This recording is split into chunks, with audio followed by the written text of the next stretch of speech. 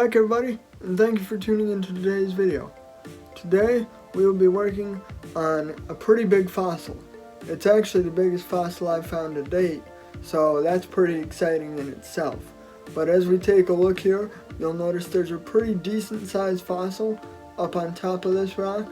I'm not sure what it is yet. Maybe we'll find that out after we're done prepping it.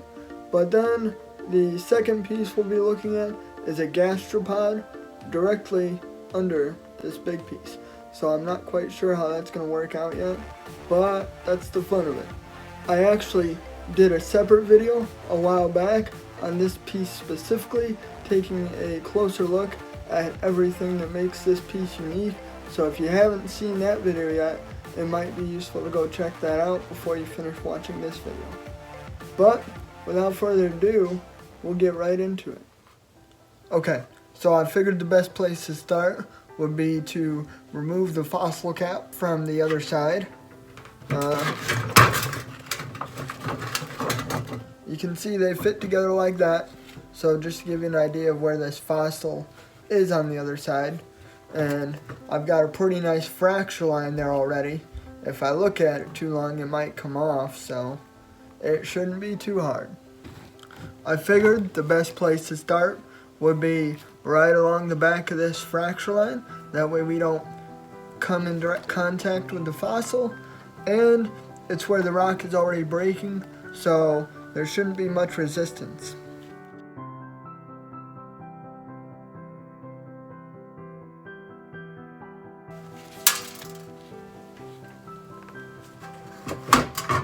Okay, so as you can see, we got what I believe to be the entire fossil cap off. If it's not, I'm probably just going to leave it like this, because if it didn't come off all in one piece, then I don't want to risk damaging the fossil to just get the rest of it off. This will do. It's actually pretty neat, so I'm pleased. Okay, so that didn't happen. Okay, so we're gonna move on from our first piece. We might come back to that a little later, I'm not sure yet. But we'll turn our attention towards the second piece. I don't know if you can see it on the camera here, but that gastropod that's laying horizontally in the rock, we're gonna try and get that out next. Because as you can see, the fossil cap is already off this side. I actually found it like that, so yeah, that was helpful. But we'll see what happens here and go from there.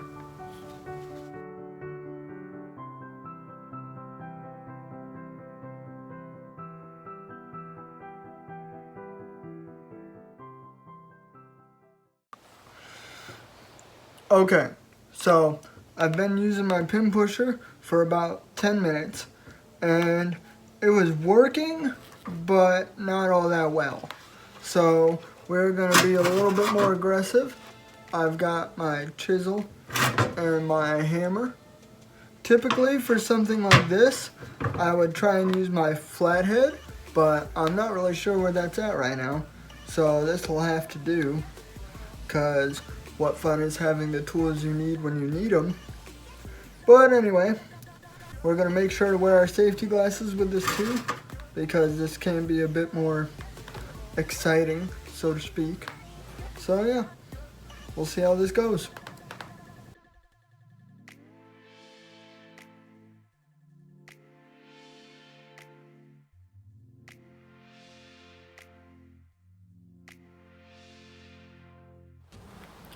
Okay, so to save you guys from going through another time lapse, I did some work off camera, and honestly, it didn't go bad, but it didn't necessarily go well either.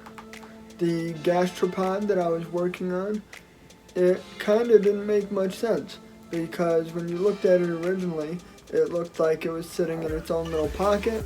So, you know, you give it a few hits here and there, it should fall out. But turns out that it's only a partial fossilization. Now, I'm about 98% sure that this is the case. I guess I could be missing something, and maybe the other half of it is still stuck in the rock. But as you look at it, you can't really see anything that would justify that it continues. And then if you look at the partial gastropod itself, there's really no signs of a fresh break. That kind of leaves me to believe that that's pretty much it for the gastropod. And because the gastropod didn't go too well, I turned back to the second half of our larger piece to see if that piece continued, and that also didn't appear to be the case. As you look at the front of it, you can kind of see where the fossil, it doesn't really continue past the edges that are already exposed. Some good news though, because we have a definition of where this fossil tracks, you can tell that it kind of gets smaller as it goes to one side, or if you look at it the other way, it gets bigger going the other way, which it kind of looks like a nautiloid instead of a crinoid. So I'm going to go out on a tiny limb here and assume that as of right now we have a very large nautiloid. Now if someone sees this and knows differently, please correct me with your information down below. But for right now, that's all I have for you guys. If you enjoyed today's video, don't forget to like, comment, and subscribe, and stay tuned for more videos like this in the future.